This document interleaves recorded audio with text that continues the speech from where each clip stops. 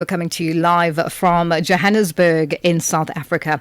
Our South African civic organisation, the Progressive Forces Movement, has staged a protest outside the Nigerian Embassy in Pretoria, intensifying tensions over the controversial and alleged coronation of a figure referred to as the Igbo King of East London in the Eastern Cape.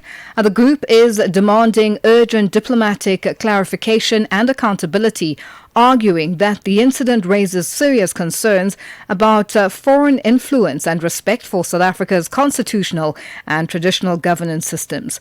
The development has triggered a wave of backlash from several South African royal houses, most notably the Abathembu Royal Kingdom, which has strongly condemned the reported coronation.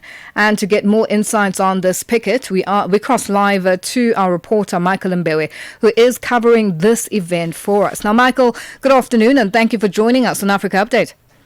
Good afternoon, Lulu, and to our listeners across the continent and also beyond, Lulu. Now, Michael, what has happened? What has unfolded so far? Did they manage to hand over their memoranda of demands? What is the situation currently?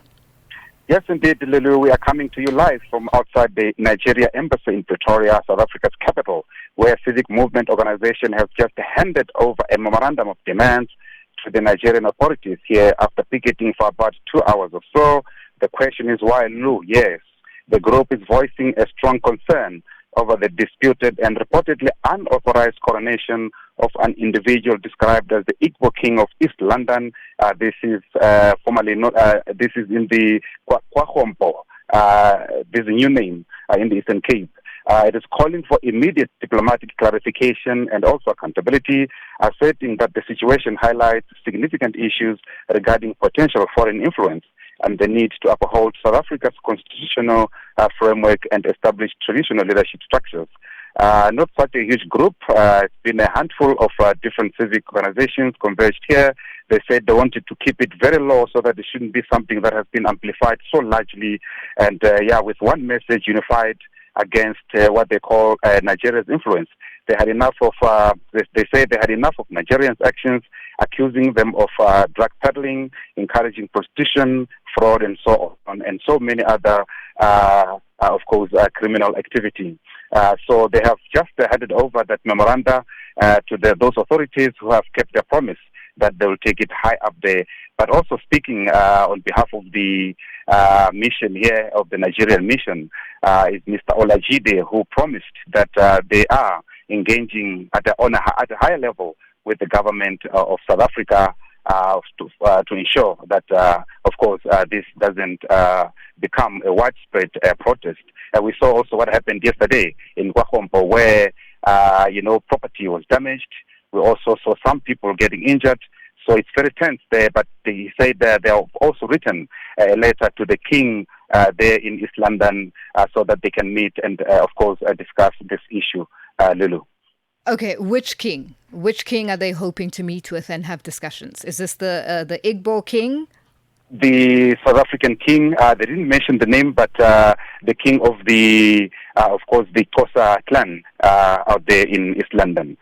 And just also to add, maybe on the later, because I managed to get some of the issues that they're demanding, they're requesting from the Nigerian authorities, is the full disclosure or clear account of the event in question, including its purpose, organizers, and participants. They are also looking for identification of individuals involved, transparency regarding the identities of those who organized and participated in the event, clarification of legal status, confirmation of the legal and immigration status of those who are involved, but also commitment to respect local laws and systems of the country, assurance that the members of the Nigerian community in South Africa will operate within the legal, cultural, and governance frameworks of the Republic, Lulu.